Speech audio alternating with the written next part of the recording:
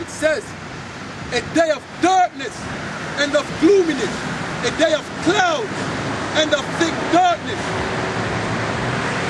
as the morning spread upon the mountains. Right? Let me get that again and give you understanding. It says, a day of darkness and of gloominess, a day of clouds and of thick darkness, as the morning spread upon the mountains, right?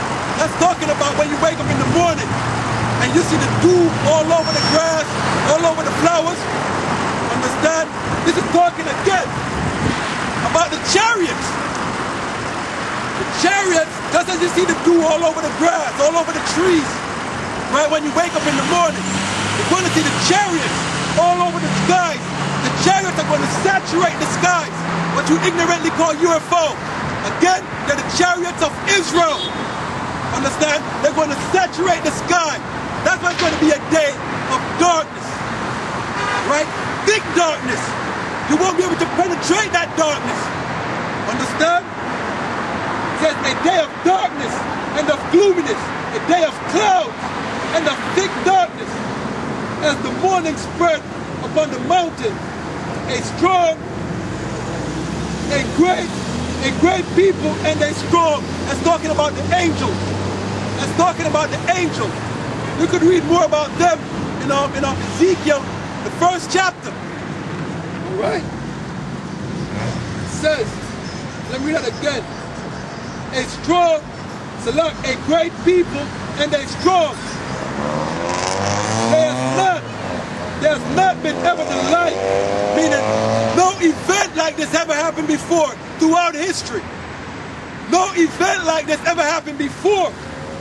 Neither shall there be any more after it, and there will be none like it after. What's coming upon the world, right? The chariots saturating the sky, the destruction that's coming, never happened before in the world.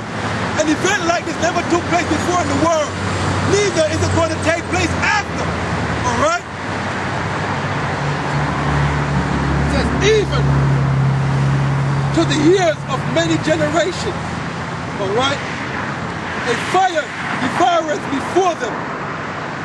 Meaning, when you get delivered, right, you're going to see a fire being kindled, man. It's going to shoot down fire. Right?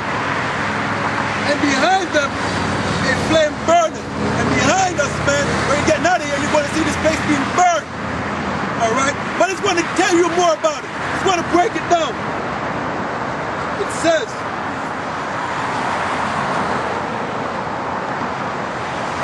the land is as the Garden of Eden. Meaning, you have civilization is going on, right? You're going to have your buildings, trees, houses, so forth, so on. Right? It says, the land is of the Garden of Eden before them, and behind them a desolate wilderness. And behind, it's going to be all destroyed. It's going to be all leveled, all brought down to naught, all destroyed, utterly destroyed.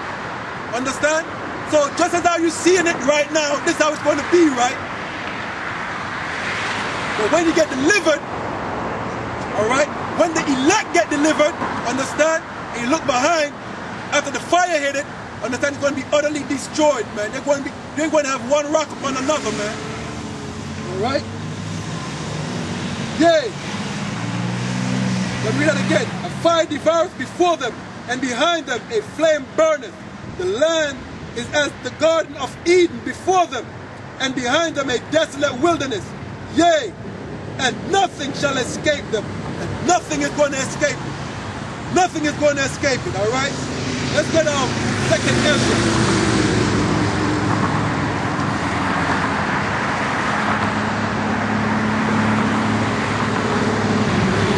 2nd Ezra. All right, we're going to get into that. This is 2nd Ezra 13 and 1. It says, and it came to pass after 7 days, I dreamed a dream by night, and lo, there arose a wind from the sea, that it moved all the waves thereof. And I beheld, and lo, that man waxed strong with the thousands of heaven. And when he turned his countenance to look, all the things trembled that were seen under him. And whenever the voice went out of his mouth, all they turned that heard his voice, like as the earth faileth when it feeleth the fire. And after this I beheld, and lo, there was gathered together a multitude of men out of the number from the four winds of heaven to subdue the men that came out of the sea. But I beheld, and lo, he had graven himself a great mountain and flew upon it. But I would not see, I would have seen the region or place whereout the hill was graven, and I could not. Meaning, Ezra saw the Lord on a chariot, but it was so massive, it was so huge, he thought it was a mountain. So he's looking to see where this mountain was cut out of that he was flying on, but he couldn't see it. Why? Because it was not a mountain. It was the chariot the Lord was on. But it's telling you how massive it was. It looked like a mountain. All right?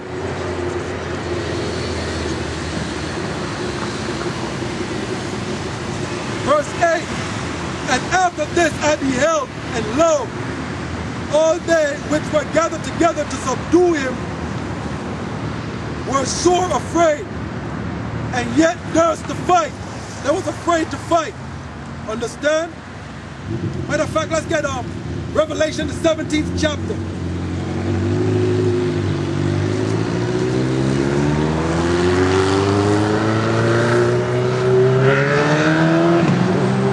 Because I just read that all are going to gather together and trying to fight the Lord when he returned back in his chariot. When he come back in his chariot, they're going to gather all the remnants of the nation that are left. They're going to gather together to try to fight. All right? Revelation 17. I'm going to go to verse 12. It says, and the 10 horns which thou sawest are 10 kings, which have received no kingdom as yet, but receive power as kings 1 hour with the beast. Right? That is the EU. These have one mind, and shall give their power and strength unto the beast. Verse 14. These shall make war with the Lamb, and the Lamb shall overcome them, for he is Lord of lords and King of kings. And they that are with him are called chosen and faithful. Alright? Let's get back to 2nd Ezra, the 13th chapter. We'll read again. And after this I beheld, and lo, all they which were gathered together to subdue him were sore afraid, and yet durst to fight. And lo, as he saw the violence of the multitude that came, he neither lifted up his hand, nor held sword, nor any instrument of war. Meaning on the chariots, right? He don't have any launchers for missiles on it, right? There's no launchers that shoot missiles from the chariots, man. Understand? Matter of fact, let's turn to verse 34 real quick. It says, and an innumerable multitude shall be gathered together, as thou sawest them, willing to come and to overcome him by fighting. Understand? They're going to try to fight the Lord. Right? As I said, verse 9 again says, and lo, as he saw the violence of the multitude that came, he neither lifted up his hand, nor held sword, nor any instrument of war, but only I saw that he sent out of his mouth, as it had been a blast of fire. That's it right here. All you gotta do is watch the movie Independence Day, right? When they blew up New York City and they blew up the White House. This is the description of that right here. This is the description of it. It says, but only I saw that he sent out of his mouth, as it had been a blast of fire, and out of his lips a flaming breath, and out of his tongue as he cast out sparks and tempest. Right? And it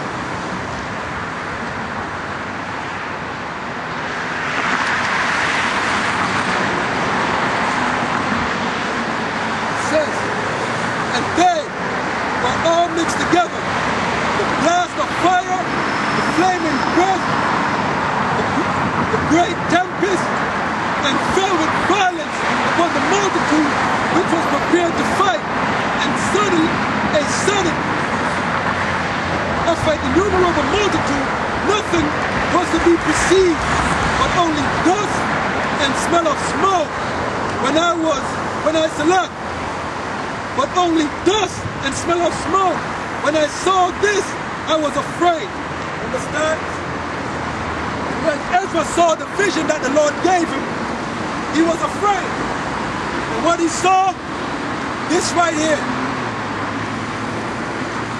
He saw the chariots destroying the nations, man. Right? He saw the damage that the chariots was doing. Understand? So the chariots, not only are they going to deliver us out of America, it's also going to shoot down fire on America. Right? So it's going to be the nuclear missiles.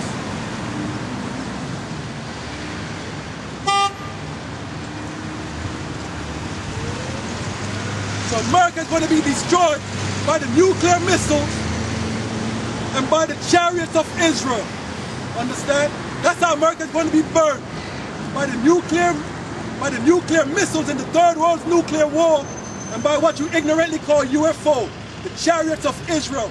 This is all documented in the Bible. All of this is documented in the Bible. Understand? All of it is documented in the Bible. Understand? But y'all don't care. Y'all don't care. Understand? Y'all don't care. Y'all have the Bible in your house, but y'all don't dare read it. Y'all don't dare read it. None of y'all say y'all are afraid to read the book of Revelation. Huh? Y'all are afraid to read the book of Revelation. Why? Probably condemn y'all. Y'all are going to be the wicked that's going to perish with America.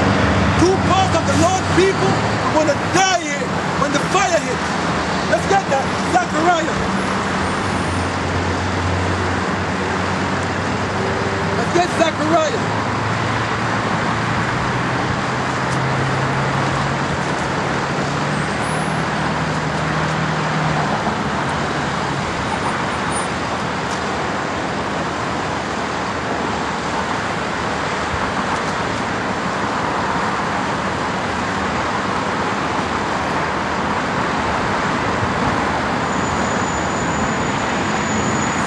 Zechariah 13 and 8 says, and it shall come to pass that in all the land, saith the Lord, 2 parts therein shall be cut off and die.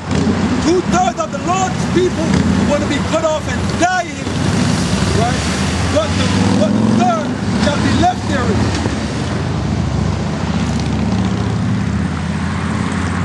All right?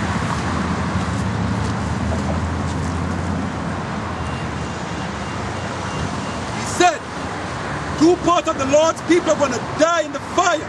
They're going to die here, right? From the thermonuclear missiles from the Third World War, right? And from the fire, from the chariots, all right?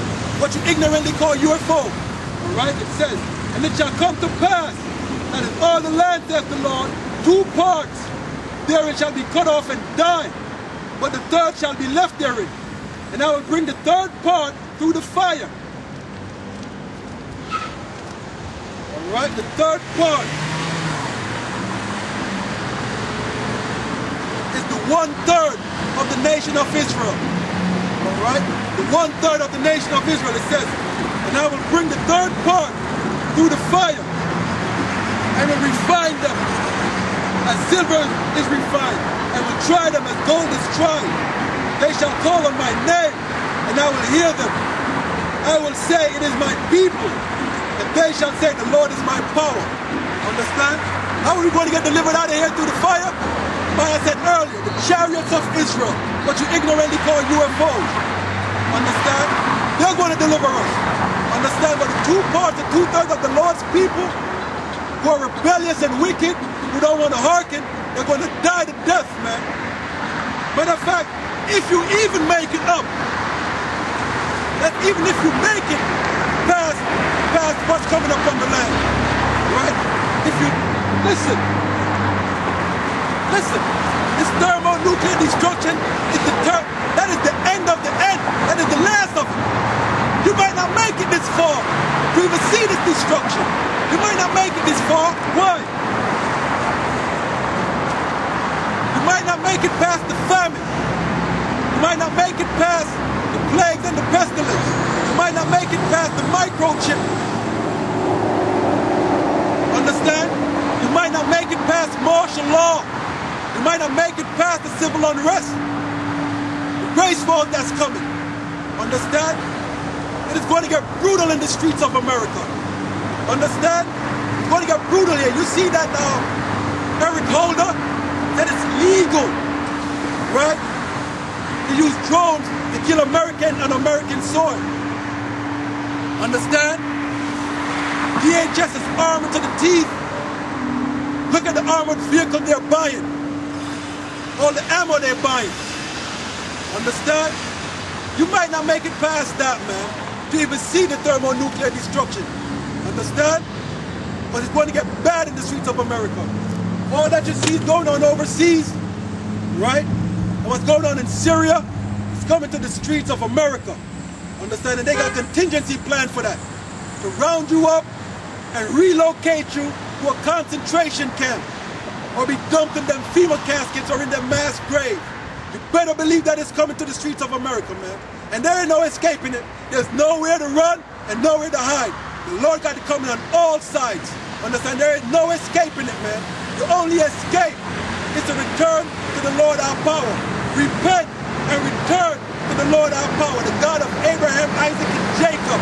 The God of our forefathers. Because only He's going to deliver you out of the destruction that's coming. Alright? Only He's going to do it. No one else can. No one can.